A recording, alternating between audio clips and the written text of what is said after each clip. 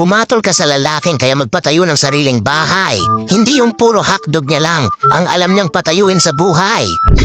Alam mo bang kahit kasing laki pa ng mata mo ang mundo, kung di mo pa rin makita kung sino ang kabit ng asawa mo, walang kwenta yung mata mo.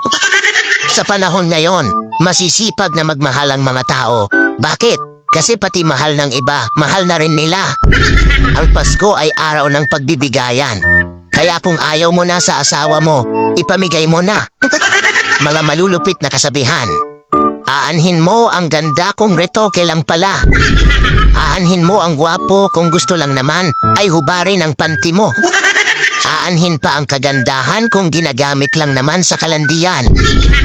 Aanhin mo ang pag-ibig na wagas kung wala kayong pambili ng bigas. Aanhin mo ang asawa kung iba naman ang nagpapaligaya. Huwag niyo sana seryosuhin mga post ko.